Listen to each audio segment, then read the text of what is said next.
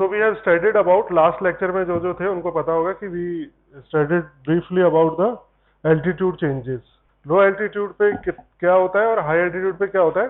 तो लो एल्टीट्यूड वाला तो मैंने थोड़ा डिटेल में करवाया था, हाई एल्टीट्यूड अपन नहीं कर पाए थे उस दिन। So will start with it, अगर टाइम रहा तो लो एल्टीट्यूड वाला भी फिर से एक बार थोड़ा डिटेल में देखेंगे। सो क्या होता है अगर अपन लेह लद्दाख जाते हैं, क्या एडवाइस देते हैं लोग हमें। कोई गया लेह लद्दाख घूमने के लिए? Okay, anybody else? तो तुम्हें कुछ एडवाइस, कुछ फील हुआ था वहां पे, क्या डिफरेंस है? Low oxygen, so partial pressure of oxygen decreases, जो मैंने पिछली बार बताया था, पतली हो जाती है हवा ना, तो that is because partial pressure of oxygen decreases with the height. Total pressure decreases तो पार्शियल प्रेशर भी डिक्रीज हो जाएगा। So whenever you go to the situation where partial pressure is less, means hypoxic hypoxia, जो अपन condition जिसकी बात करते हैं, it's known as hypoxic hypoxia, develop होने लगता है। तो इस कंडीशन में इट इज प्रोमिनेंट नहीं होता जब तक 60 mmHg 60 PO2 जो है हमारा 60 mmHg तक पहुंचा हुआ है, तो वहां तक इसमें कोई इशू नहीं आता इतना ज्यादा।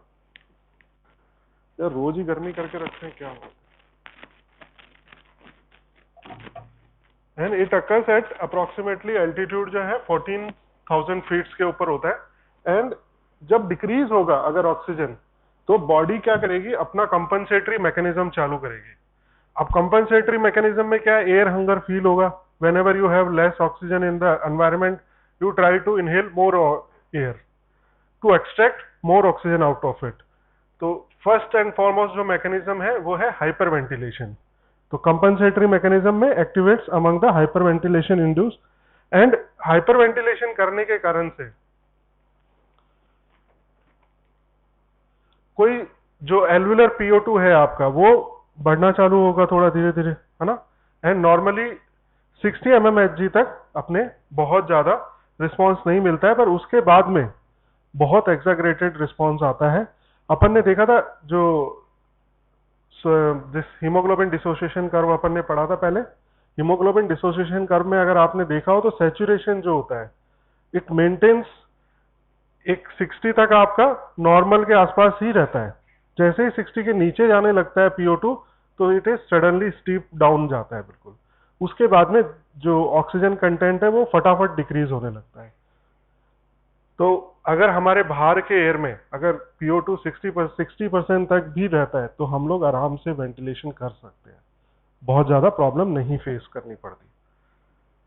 Now hyperventilation induced by hypoxia at high altitude appears in two stages. In first stage appears immediate on exposure to hypoxia, ventilation increase instantly. Though increase in ventilation is small compared to increase in ventilation in second stage. The hyperventilation first stage is mainly due to hypoxic stimulation by carotid bodies. तो carotid bodies and aortic bodies कहाँ पे located है? Carotid arc and aortic arch के ऊपर, bifurcation of common carotid artery के ऊपर and aortic arch के ऊपर aortic body is located है, and they are sensitive to oxygen concentration in the blood.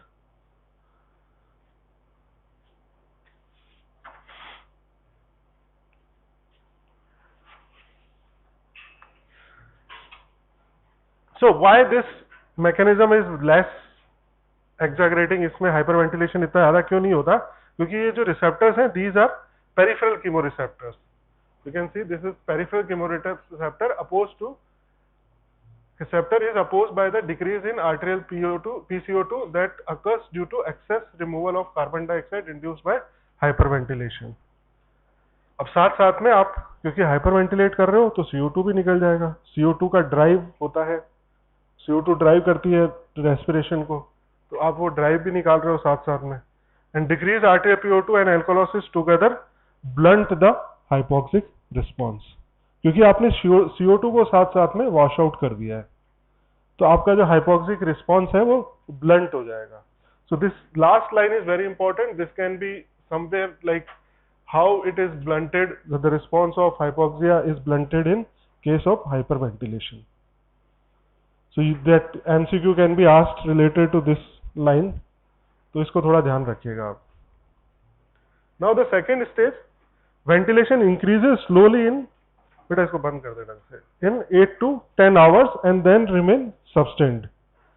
Sustained increase in ventilation due to ventilatory acclimatization ये होता है at high altitude, and ventilatory acclimatization is physiological response that occur during the prolonged exposure to the hypoxia. So after about 2 weeks, hyperventilation induced by hypoxia reached at a stable plateau. तो यहाँ पे आपका धीरे धीरे increase हो रहा है, वहां पे फर्स्ट स्टेज में जो हाइपरवेंटिलेशन था that is instantly increase instantly, and this will take some time and slowly it will develop and it will remain there until you are living in the high altitude, and after about 2 weeks hyperventilation induced by hypoxia reached at a stable plateau. There are two mechanisms. One is chemoreceptor mechanism, that is the pH and CSF वाला जो अपना रहता है उसके कारण से in acute phase our ventilation stimulator bring pH close to the normal by the movement of bicarbonate out of CSF. In prolonged exposure to hypoxia, sensitivity of carotid body artery pH to also alter. ये blunt हो जाता है response धीरे धीरे. Renal mechanism now renal जैसे pH increase होगा या decrease होगा तो renal mechanism जो है उसको compensate. There are two mechanism related to the pH. आपका अभी renal system नहीं हुआ है ना? Okay. So when you next जब आपका इसके रेस्पिरेटरी के बाद में आपका रीनल ही चालू होने वाला है अभी, तो उसमें आपको पीएच का जो है अलग से एक पूरा सेक्शन आएगा लास्ट में। तो पीएच बेसिकली दो तरीके से मेंटेन करती है बॉडी। क्या हुआ बेटा? हाँ, क्या याद आ गया एकदम से? पीएच दो तरीके से बॉडी मेंटेन करती है, रेस्पिरेटरी एंड रीनल सिस्टम के थ्रू। रेस्पिरेटरी में because there is a CO2 generation, तो CO2 जनरेट होती है, CO2 will react with the H2O and it will form bicarbonate ions. And respiratory system में we also have hemoglobin, which is very good buffer. And there are plasma के अंदर different bicarbonates are there, ठीक है? But during renal में कैसे होता है, जैसे renal system अपना pH को सेंस करता है, उसके बाद में जो इनकी मैकेनिज्म होती है renal system के अंदर, वो try to excrete the substance which is more in the body, और उस pH को कंपनसेट करने की कोशिश करता है। तो अब आप जब pH का पढ़ोगे, pH की जब आप पढ़ोगे तो एल्कलोसिस और एसिडोसिस आप पढ़ोगे, तो there are two type of acidosis and two type of alkalosis. One is primary and second one is secondary. तो जो इसकी इंड्यूसिंग कॉज होगी एसिडोसिस की या एल्कलोसिस, जैसे आप हाइपर वेंटिलेशन कर रहे हो, ठीक है, CO2 वॉश आउट हो गई है, सो alkalosis, there is less generation of H+ ions is there, okay? So respiratory system के कारण से अगर कुछ भी alkalosis या acidosis generate हो रहा है तो that is known as primarily it is respiratory acidosis या alkalosis, and renal जो है उसके अंदर secondary हो जाएगा। Whenever the pH is altered due to renal cause, renal excretion में प्रॉब्लम आ रहा है, काउंटर करंट मैकेनिज्म में प्रॉब्लम आ रहा है, बहुत सारे मैकेनिज्म्स होते हैं, वहां पे अगर कुछ एक्सक्रीशन के अंदर प्रॉब्लम आ रहा है किसी चीज के, उसके कारण से अगर एसिडोसिस या पीएच बैलेंस आपका चेंज हो रहा है, तो that will be the primary, and respiratory will try to accommodate it. And one more thing is there, metabolic, metabolism के हिसाब से भी आपका पीएच चेंज होता है। तो जैसे अपन बात करते हैं डायबिटिक कीटोएसिडोसिस, तो it is metabolic, it is because of hormonal changes, diabetes के कारण से है, and it is related to metabolism. तो आप देखिए कीटोएसिडोसिस में एसिडोसिस है तो इट विल इंड्यूस हाइपरवेंटिलेशन, क्योंकि सांस ज्यादा तेज लेने लग जाता है आदमी, बाइकार्बोनेट जनरेट होने लगते हैं अंदर। So this kind of metabolic, respiratory, renal, तो जो प्राइमरी है दैट विल बी, जो जहां पे कॉज अराइज हुई है that will be primary, and another one will be secondary. और कंपनसेटरी मैकेनिज्म, वो उसको कंपनसेट करने की कोशिश कर रहा है पीछे से। So renal mechanism में the alkaline blood pH that occurs due to hypoxia induced hyperventilation opposes the hypoxic response that decreases the ventilation. Our kidney compensate pH by excreting the more bicarbonate. तो यहाँ पे compensatory mechanism कहाँ है? renal में। तो primary mechanism कहाँ है? due to respiratory alkalosis. Decreased pH of the blood towards normal is about 3 days. Thus, effect due to alkaline pH are minimized. This allows the hypoxic drive to further increase minute ventilation and then attain the steady state. इसलिए जब भी hills पे जाते हैं, आपको कोई दवाई दी थी बेटा? कोई दवाई नहीं दी थोड़े दिन खाने के लिए या इस तरह से? आपके फैमिली में भी किसी ने नहीं ली? बाकी एसिडोसिस को प्रिवेंट करने के लिए दवाई भी दी जाती है, बाइकार्बोनेट्स दिए जाते हैं। तो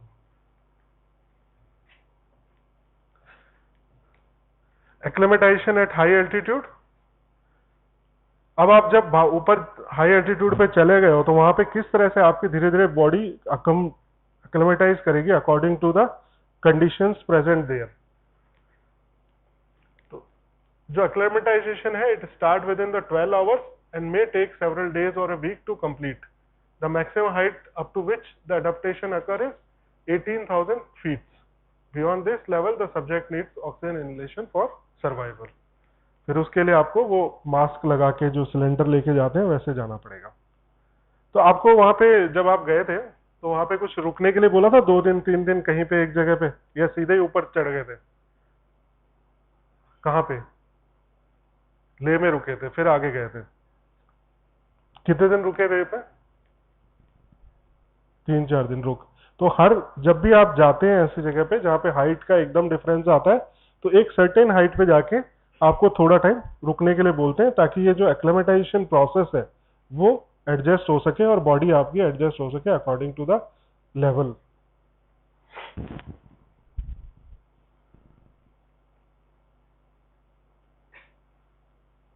तो अडेप्टिव चेंजेस कहाँ कहाँ पे देखने को मिलते हैं? It is in respiratory system, cardiovascular system, blood and tissues. इन सारे सिस्टम्स में आपको चेंजेस होने मिलेंगे। The primary objective of this is increase oxygen supply to the tissues. Now first respiratory system में क्या चेंज आएंगे? पेरिफेरल कीमोरिसेप्टर जो है वो स्टिमुलेट होगा, increase the pulmonary ventilation and consequently CO2 is washed off and alkalosis develop, which is known as primary respiratory alkalosis. Alkalosis counterattacks stimulating effect of hypoxia, and the kidney correct the blood pH by excreting HCO3 in urine. Thus urine become alkaline. This helps the response of respiratory center to hypoxia to continue pulmonary ventilation maintained. Ventilation also steadily increased due to active transport of H+ into CSF. After about 4 days, acclimatization, ventilation response slowly increases, which also depend on the altitude. As altitude increases, magnitude of this response increases and ventilatory equivalent increases with increase in height of altitude. तो यहाँ पे हम ventilatory equivalent कैसे निकालेंगे? Ventilatory equivalent जो है is a better index of ventilatory response. आपका response कितना अच्छा आ रहा है according to the change in altitude, it will be seen here. Ventilatory जो इक्विवेलेंट है, it is a ratio of expired minute volume to the O2 consumption. VO2 आपने कितना कंजप्ट किया और एक्सपायर्ड मिनट वॉल्यूम कितना है, उसको कंपेयर करके हम लोग ये वेंटिलेशन इक्विवेलेंट निकालते हैं। Then diffusion capacity of O2 are more and permanent, और जो ज्यादा हाई एल्टीट्यूड पे ही जो रहते हैं, हाई एल्टीट्यूड के लोग होते हैं, उनमें तो ये परमानेंटली चेंज हो जाता है। And minute volume will also increase. So effect of altitude on ventilatory equivalent, it will increase. So you can take out more oxygen from the air. Now haematological changes, what will happen to the haematology changes, आपको सबको पता है ये। Hypoxia is a good inducer of erythropoietin. Erythropoietin जो hormone होता है, जो हमारे को हेल्प करता है बोन मैरो को स्टिमुलेट करने में एंड एरिथ्रोपोइसिस को स्टिमुलेट करने में, वो उसके लिए जो बेस्ट स्टिमुलेट, ये एमसीक्यू भी आता है, what is the best stimulant for erythropoiesis? So hypoxia is the best stimulant for the erythropoiesis. Whenever there is a hypoxia, erythropoiesis will be induced, so it can form more RBC and more RBC can carry more oxygen to the tissues. And उसके साथ साथ में अपना जो एक और चीज अपन ने पहले देखी थी, 2,3 DPG। 2,3 DPG क्या करता है? लोडिंग एंड अनलोडिंग के अंदर हेल्प करता है। तो you can extract more oxygen from the same PO2 पे आप ज्यादा ऑक्सीजन एक्सट्रैक्ट कर सकते हो अगर आपका वहां पे 2,3 BPG सिक्रीट हो रहा है, तो it will shift the curve towards the right side. So right side मतलब शिफ्ट होना, मतलब जो अनलोडिंग होगा ऑक्सीजन का it will be better. When ever it shift towards the left side मतलब कि लोडिंग अच्छा हो रहा है, मतलब कि वो पकड़ के रख रहा है ऑक्सीजन को, और जब नीचे की साइड आएगा मतलब वो छोड़ रहा है ऑक्सीजन को। तो 2,3 DPG का काम क्या होता है? अनलोडिंग को इंक्रीज कराना। So whenever 2,3 BPG is more it will increase the, it will shift the curve towards the right side. Now cardiovascular changes, obviously cardiovascular changes में आपको पता है हार्ट रेट इंक्रीज होगी to give more rounds of blood supply, more cardiac output. So sympathetic adrenal axis जो होगी वो stimulate होगी, activation because of activation of hypoxia, ये स्टिमुलेट होगी, it will release sympathetic hormone, sympathetic hormone will stimulate the this SA node will generate more beats and heart rate will increase. Once the heart rate increases, it will also increase the cardiac output. Now another effect of hypoxia, basically हमारा, मैंने आपको पहले भी ये चीज बताई है कि रेस्पिरेटरी सिस्टम में अगर हाइपोक्सिया होता है तो it will cause veno constriction और वेजो कंस्ट्रिक्शन, एंड बॉडी या टिश्यूज के लेवल पे अगर हाइपोक्सिया होता है तो उनका लोकल रिस्पॉन्स होता है, they will secrete local vasodilators which will cause dilation of vessels, and once the dilation of vessels is done the more blood supply will reach to that area. So उनका एक response है, ये अपना survival response है कि whenever there is decrease in blood supply or whenever tissue hypoxia occurs, they release vasodilators। तो vasodilator के release होने से ब्लड सप्लाई उनकी इंक्रीज हो और वो हाइपोक्सिया से बाहर आ सके। बट रेस्पिरेटरी सिस्टम में उल्टा होता है, बिकॉज अगर आपका वहां पे वेसोडाइलेशन या विनोडाइलेशन कराया, सॉरी नॉट विनो, वेसोडाइलेशन, तो what will happen, the blood will be diverted to those alveoli which are not working, which are not functional, so that blood will go waste, it will not pick up any oxygen, it will go to the non functional alveoli। Hypoxia कहां पे होगा? जहां पे air नहीं आ रही है, और जिस एल्वेलाई में एयर नहीं आ रही है वहां पे ब्लड भेजने का क्या मतलब है? वहां पे आपको ऑक्सीजन नहीं मिलेगी पिकअप करने के लिए। इसलिए इस फिनोमेना को अवॉइड करने के लिए रेस्पिरेटरी सिस्टम में वेजो कंस्ट्रिक्शन होता है during hypoxia. So this all everything like increase in number of count of cell and increase in cardiac output will increase the workload to the heart because the blood will become thicker। अभी blood क्या हो गया?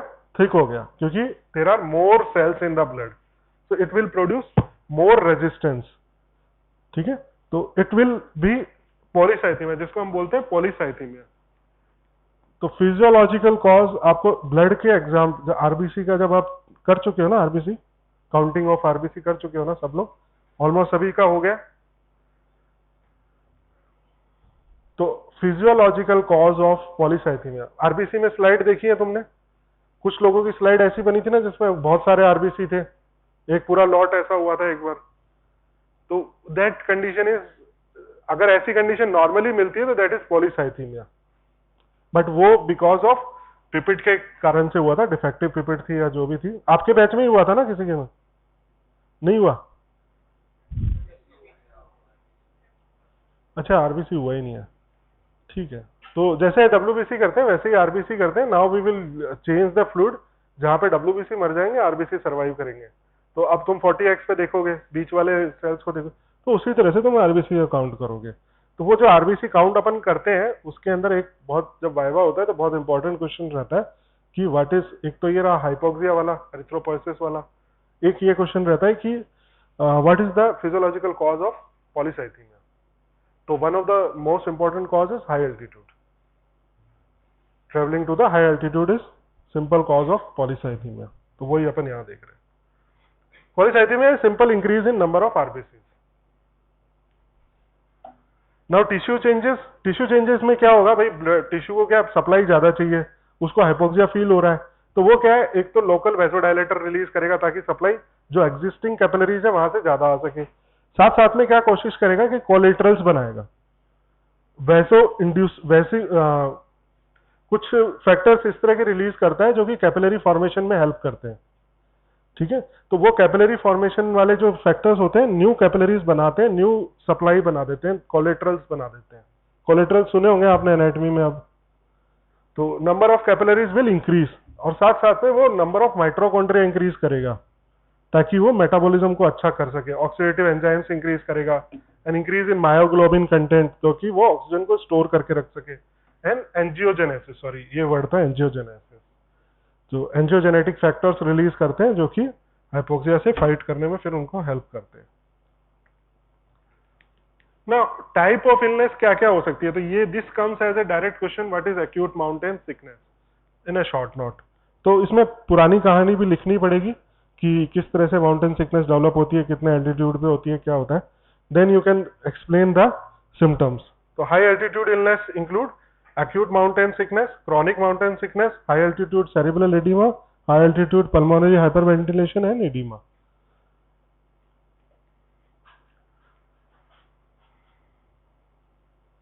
अब अगर कोई जो acclimatisation करके जा रहे हैं, जैसे कि एक लो लेवल पे रुक गए फिर आगे जा रहे हैं, तो उनके अंदर ये प्रॉब्लम नहीं देखी जाएगी। पर कुछ लोग अगर जो जल्दी है और ज्यादा जल्दी जल्दी एंथुजियास्टिकली ऊपर चले गए एट सर्टेन हाइट, उनके अंदर ये एक्यूट माउंटेन सिकनेस फिर डेवलप होती है, क्योंकि उन्होंने जो एक्लेमेटाइजेशन है उसको टाइम ही नहीं दिया। तो उस कंडीशन में it will develop acute mountain sickness, जिसके कारण से ऑल द अबव आपको जो धीरे धीरे ये जो ऊपर के नाम दिखाएं, this will be developed in sequential form. तो पहले अपन कर रहे हैं एक्यूट माउंटेन सिकनेस में क्या होता है। Usually people develop fatigue, dyspnoea, nausea. तो एक अपन जब पहले रेस्पिरेटरी कंट्रोल सिस्टम पढ़ रहे थे तो उसके अंदर पढ़ा था जे रिफ्लेक्स, जे रिसेप्टर, जो कि एएस पेंटल ने डिस्कवर किया था। जे रिसेप्टर्स पढ़े थे। जे रिसेप्टर्स जस्टाग्लोमेरुलर साइट पे प्रेजेंट होते हैं। तो वो क्या करते हैं बेसिकली, उनको they senses the development of oedema in the lungs. तो व्हेनेवर हाई एल्टीट्यूड पे आप असेंड करोगे तो basically pressure will rise, blood pressure will rise to compensate the oxygen deficiency, और blood pressure is cardiac output increase होगा, सारी चीजें increase होंगी, जिसके कारण से पल्मोनरी प्रेशर भी इंक्रीज होगा। पल्मोनरी प्रेशर इंक्रीज होने से क्या होगा, पल्मोनरी इडीमा डेवलप होना शुरू हो जाएगा। अब पल्मोनरी इडीमा डेवलप होता है तो these J receptors will be induced. Protective receptors है कि आप बहुत ज्यादा जल्दी असेंड कर रहे हो और ये इडीमा हो रहा है, तो इडीमा को सेंस करके एट लो लेवल सेंस करके आपकी बॉडी के अंदर ऐसा रिस्पॉन्स जनरेट करता है जिसमें आपको लगता है कि आप बिल्कुल फटीग हो गए एकदम। वो पूरी बॉडी के अंदर ऐसा रिस्पॉन्स सेंड करेगा कि बॉडी को फटीग लगेगा and you will sit there. अब वहीं के वहीं बैठ जाओ, अब आगे नहीं मूव किया जा रहा। तो बैठने से क्या होगा, you will rest, physical exertion जो था वो कम हो जाएगा एकदम। तो उसके कारण से ब्लड प्रेशर कम होगा, ब्लड प्रेशर कम होगा तो इडीमा रुक जाएगा, और जो इडीमा हुआ है वो धीरे धीरे सबसाइड होने लगेगा and the health will improve. But if you don't stop there, if you keep on going, then further symptoms will develop, which can lead to cerebral edema also, and then the condition will be very bad. So dyspnea हो गई because there is less oxygen, so air hunger feel होगी, vomiting, diarrhea can be there, headache, insomnia and palpitations. Palpitation is because we have already increased that, we already have tachycardia. तो tachycardia की condition में palpitation मतलब आपको खुद को अपनी beats feel होने लग जाती है। देन धीरे धीरे अपन ने जो कल पढ़ा था कि एक्यूट सिकनेस में क्या होता है, ड्रंकन सिम्टम्स आने लग जाते हैं। जैसे एक ड्रंकार्ड का सिम्टम होता है उस तरह के सिम्टम्स आने लग जाते हैं एक्यूट माउंटेन सिकनेस में भी, क्योंकि एक्यूट हाइपोक्सिया हो रहा है। तो एक्यूट हाइपोक्सिया में loss of coordination, loss of memory and judgement and euphoria, emotional changes are also observed. So these symptoms appear in the 4 to 8 hours of arrival to the high altitude and may last for several days depending आप कैसे उसकी recovery करा रहे हो। In several hypoxia or in susceptible individual pulmonary edema and pulmonary and cerebral edema develops. ना chronic mountain sickness, chronic mountain sickness का दूसरा नाम है मोंगेस डिजीज। तो ये इस नाम से भी क्वेश्चन आ सकता है। तो एग्जाम में ऐसे मत हो जाना कि यार ये क्या आ गया। So you can write it down कि what is Monge's disease, it is chronic mountain. So long term जिनमें एक्सपोजर रहता है, जो बहुत टाइम से हाई एल्टीट्यूड पे ही रह रहे हैं, उनके अंदर किस तरह की चीजें हो सकती है। दीज पीपल डेवलप मलेज, मतलब कि कंटिन्यूस उनको ऐसा लगता है कि फटीग का ये दूसरा फॉर्म है, बॉडी के अंदर हमेशा दर्द रहना, हमेशा थकान रहना, अच्छा नहीं लगना, ठीक है। तो that is known as malaise. All over हल्का फीवर और हल्का बॉडी एक रहना, दैट इज मलेज, जो अपने को जुकाम के टाइम पे होता है। मतलब वैसे अपन कुछ इतनी खास प्रॉब्लम नहीं होती, बट बॉडी के अंदर हमेशा वायरल या कुछ होता है, तो अपने को लगता है कि यार बॉडी पेन हो रही है। फटीग हो सकता है। Then second symptom hypervolaemia because of increase in cardiac output and everything, exercise intolerance and polycythemia is will be there. So exercise intolerance, because जैसे ही एक्सरसाइज करने जाओगे ब्लड प्रेशर इंक्रीज होगा, पल्मोनरी एडिमा इंक्रीज होने लगेगा, आप exercise कर ही नहीं सकोगे। Pulmonary hyperventilation, right ventricular hypertrophy and heart failure quite common.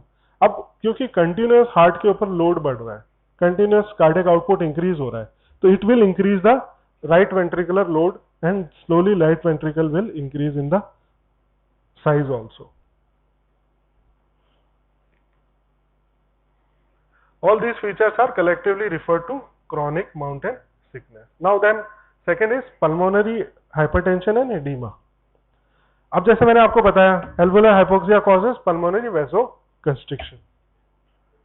Alveolar hypoxia will lead to vasoconstriction. ठीक है, vasoconstriction हुआ मतलब resistance will increase. Resistance will increase will cause pressure to increase. So in chronic hypoxia, smooth muscles in pulmonary arteries undergo hypertrophy and hyperplasia that causes narrowing of arterial lumen. This increases pulmonary arterial pressure. Once the pressure is increased, it will increase the filtration process. अब filtration process में component होते हैं hydrostatic pressure and oncotic pressure. Hydrostatic pressure जो होगा, it will push the blood outside the capillaries. Oncotic pressure will try to maintain the blood or the fluid inside the capillary और the blood vessels. अब दोनों के बीच में एक समीकरण बना रहता है, 1 mmHg का डिफरेंस रहता है, जिसके वजह से it will maintain its regular slow filtration and उसी के हिसाब से स्लो ऑब्जॉर्प्शन भी हो जाता है वहां पे, तो कभी इडीमा डेवलप नहीं होता, ठीक है। बट इनमें से कोई भी कंपोनेंट अगर डिसबैलेंस हो जाए, या तो आपको हाइपोप्रोटीनीमिया हो गया, हाइपोएल्बुमिया हो गया, तो क्या हो गया, oncotic pressure will go down. Now there is nothing to counter attack the hydrostatic pressure. तो हाइड्रोस्टैटिक प्रेशर क्या करेगा, वाटर को बाहर पुल कर रहे, इसीलिए आपने देखा होगा हाइपोप्रोटीनीमिया के केस होते हैं, उनके अंदर इडीमा मिलेगा आपको, ठीक है। रीनल कॉजेज में जब प्रोटीन लूज करने लग जाती है रीनल, तो इडीमा डेवलप होने लग जाता है, फेस सूज जाता है, पूरा पैर सूज जाते हैं, हाथ सूजने लग जाते हैं। इसी तरह से जब हाइड्रोस्टैटिक प्रेशर, चलो मान लो अभी protein is normal, oncotic pressure is normal, but we increase the hydrostatic pressure, और जिसको हम ब्लड प्रेशर या पल्मोनरी प्रेशर, जो भी प्रेशर बोल सकते हैं, वो इंक्रीज इतना कर दें कि it will push the fluid outside the lungs और एल्वोलाई और wherever it is, so that will lead to oedema. तो इस कंडीशन में क्या हो रहा है, there is pulmonary hypertension is already there, increases pulmonary arterial pressure, and in severe pulmonary vein also constricted, that increases pulmonary capillary pressure. Increased alveolar capillary pressure causes transduction of the fluid, leads to pulmonary edema. तो जब आपका capillary होता है, तो एक arterial end होता है, एक वीनस एंड होता है। आर्टेरियल एंड भी छोटा है, तो जो आ रहा है ब्लड वो प्रेशर से आएगा। वीनस एंड और आपने पतला कर दिया, कंस्ट्रिक्ट कर दिया, तो ब्लड को जाने में दिक्कत होगी, तो ब्लड वहीं अटका रहेगा, तो उस कैपिलरी के अंदर प्रेशर कितना ज्यादा राइज हो जाएगा ये सोचो। तो जैसे ही राइज होगा तो it will cause oedema. Hypertension also increases the workload of the right side of the heart, ठीक है। पल्मोनरी से ब्लड जब जाता है पल्मोनरी सर्कुलेशन में, तो राइट साइड से जाता है, तो इस पल्मोनरी सर्कुलेशन में अगर रेजिस्टेंस है, तो राइट साइड को ब्लड भेजने में ज्यादा मेहनत करनी पड़ेगी, उसका जो लोड है वो इंक्रीज होगा। अब उसका लोड इंक्रीज होगा तो it will go into hypertrophy that will lead to right, not left, right ventricular hypertrophy. If there is a problem in pulmonary circulation, the hypertrophy will be in the right side of the ventricle. If problem is there in the systemic circulation, blood is not able to, like ventricle is not able to pump blood to the body easily, तो क्या होगा, ventricle जो left ventricle है जहां से pump होता है blood, वो हाइपरट्रोफीड होगा। बट पल्मोनरी सर्कुलेशन में रेजिस्टेंस ज्यादा है तो राइट वेंट्रिकल जो है वो हाइपरट्रोफी होगा, क्योंकि उसको काम ज्यादा करना पड़ेगा। लेफ्ट वेंट्रिकल को काम ज्यादा नहीं करना पड़ रहा है क्योंकि वो तो सिस्टमिक सर्कुलेशन में भेज रहा है। सिस्टमिक सर्कुलेशन वाली आर्टरी में प्रॉब्लम होगी तब लेफ्ट वेंट्रिकल को ज्यादा काम करना पड़ेगा, लेफ्ट वेंट्रिकल का हाइपरट्रोफी होगा।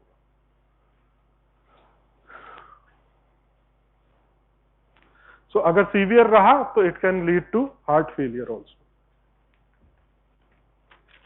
Now cerebral oedema, the increase capillary permeability leads to cerebral oedema which may be associated with disorientation and ataxia.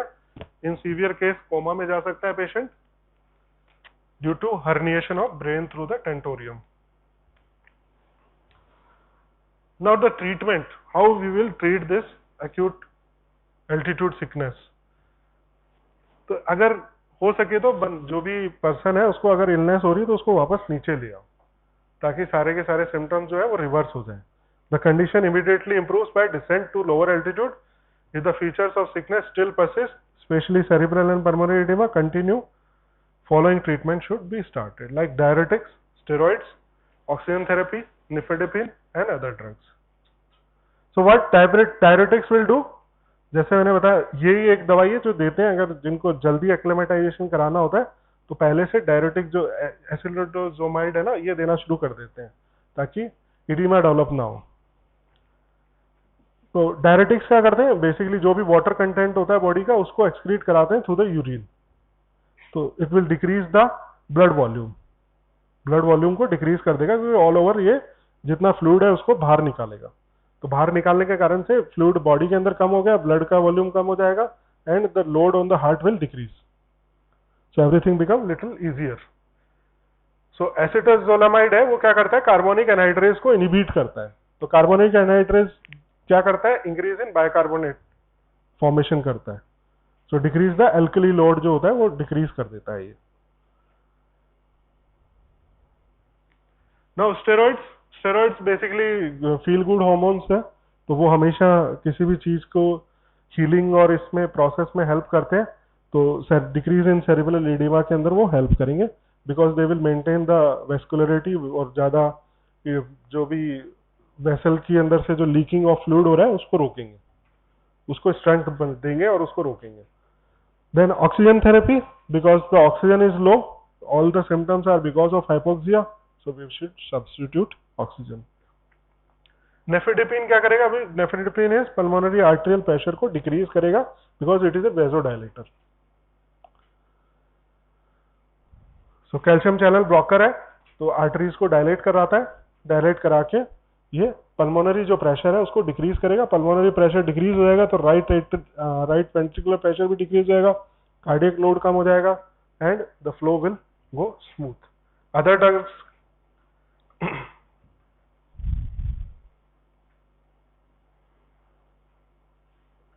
जो जनरल कंडीशन जैसे फटीग है या हल्का फीवर लग रहा है या फिर और कोई चीज है तो सिम्टोमेटिकली हम लोग उन चीजों को ट्रीट कर सकते हैं to make the patient comfortable. So mainly ये जो दवाइयां हैं वो diuretics, steroid, oxygen therapy and nifedipine, ये मेन दवाइयां ये है। Cyanosis we have already done.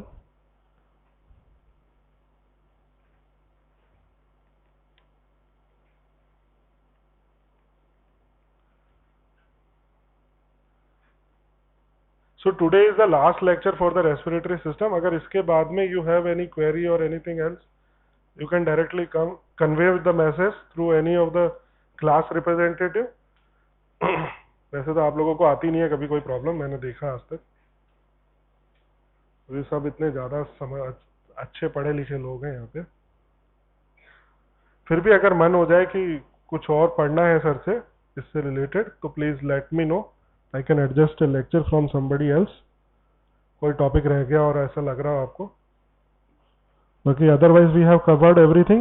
Now you have to make some effort from your side and this will come in your first internal exam.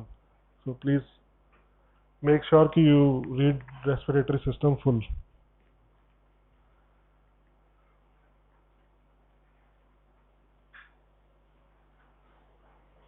Now जो deep sea diving की अपन ने last lecture में मैंने पढ़ाया था आपको, तो उसमें क्या बताया था आपको कि जो नाइट्रोजन है वो मिक्स हो जाती है ब्लड के अंदर, and whenever you ascend this nitrogen will come into the circulation and form the bubbles, so this is also called as nitrogen necrosis. तो हम इसको hazards of deep sea diving को अलग अलग नाम से बुलाते हैं, nitrogen necrosis, high pressure nervous syndrome, acute oxygen toxicity हो सकती है। इसका हम दूसरा नाम है डिस्बैरिज्म। क्वेश्चन आ सकता है डिस्बैरिज्म से के नाम से, जैसे क्रॉनिक का बताया ना मैंने मोंगेज डिजीज, यहाँ पे डिस्बैरिज्म आ सकता है। एयर एम्बोलिज्म होती है इसके अंदर, तो acute oxygen toxicity, air embolism, high pressure nervous syndrome, तो ये सारी चीजें इसमें देखने को मिलती है।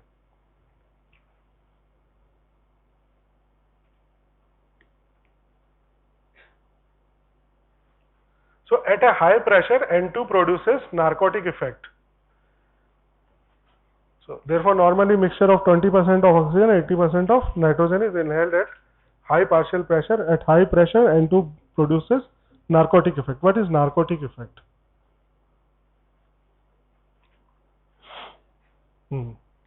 तो ड्रग जैसे सिम्टम्स ये प्रोड्यूस करना शुरू करेगा, and it can produce euphoria. Up to 100 feet, 4 atmosphere, the dissolved N2 produces euphoria. 100 feet नीचे चले गए आप, 4 एटमोस्फेयर हो जाएगा N2 का, and it will produce euphoria. Narcotic effect of N2 start at about 120 feet and become severe at or below 250 feet. Features are similar to alcohol intoxication.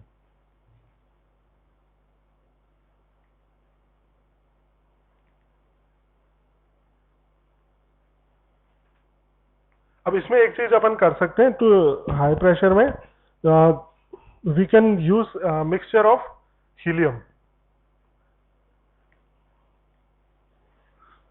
The narcotic effect of helium is 1/5 of N2।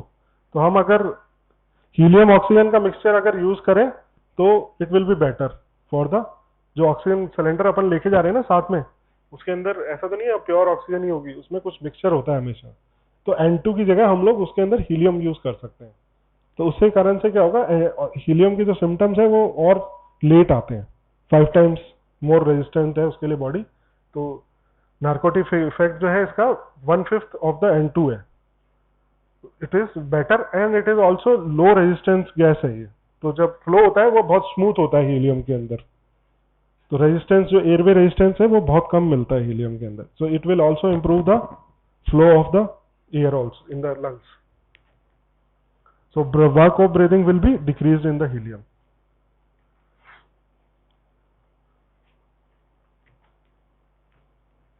And helium is also less soluble in the body fluids.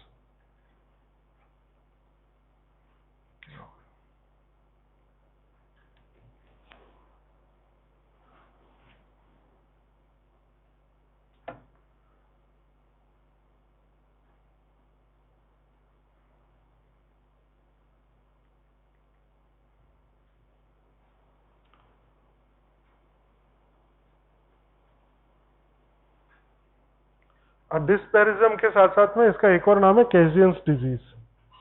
So you have to remember this also, caisson's disease. और ये commonly asked question है और दोनों तरह से पूछा जाता है। थर्ड नाम है decompression sickness. Decompression sickness, sea sickness, decompression sickness, dysbarism, caisson's disease.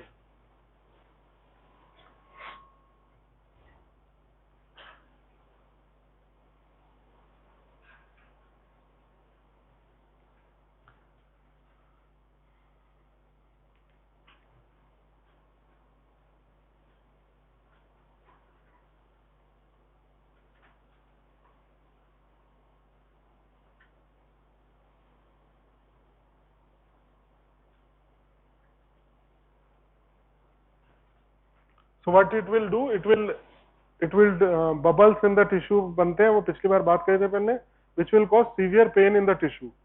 तो इसको है ना, इसका एक वो है निमोनिक है, बैंड्स एंड, यहाँ पे दिया हुआ नहीं है, मैं वो आपको दिखाना चाह रहा था बट इस स्लाइड में है नहीं वो। तो बैंड्स पेन कुछ ऐसे नाम है कई सारे, आप अपनी बुक में देखना, शायद आपकी बुक में दिया हुआ हो जो आप पढ़ रहे हो, एकेजन या कुछ पढ़ रहे हो ना आप लोग, और अगर दूसरी बुक भी पढ़ रहे हो तो उसमें देखना एक बार, उसके अलग अलग, जैसे अलग अलग सिम्टम के अलग अलग नाम दे रखे हैं। जैसे जॉइंट्स में तो पेन होता है तो वो पेन हो गया, और बैंड्स भी बोलते हैं, जैसे जॉइंट को बैंड करने पे पेन होता है तो उसको बैंड्स बोलते हैं।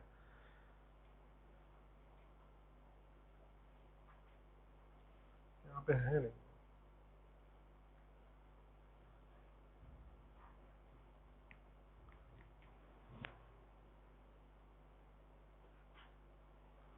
बैंड्स और पेन, और फिर चोक्स होता है। चोक्स मतलब कि रेस्पिरेटरी सिस्टम में it will go to the small small arteries, तो स्मॉल स्मॉल एल्वल आर्टरीज के कारण से ये पर्टिकुलर एल्वोलाई की जो रेस्पिरेटरी जो ब्लड सप्लाई है वो रोक देगा, उस कारण से जो पल्मोनरी सिम्टम्स आने शुरू हो जाएंगे। So that is known as chokes. And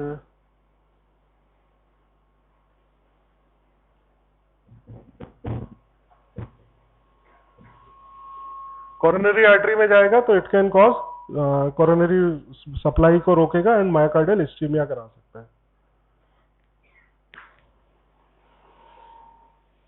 चलो यहाँ पे नहीं है वो। बाकी इसका ट्रीटमेंट मैंने आपको बता दिया था कि आप इसको टैंक में डाल सकते हैं, टैंक डिकम्प्रेशन कर सकते हैं। Another thing is to be cautious whenever you are coming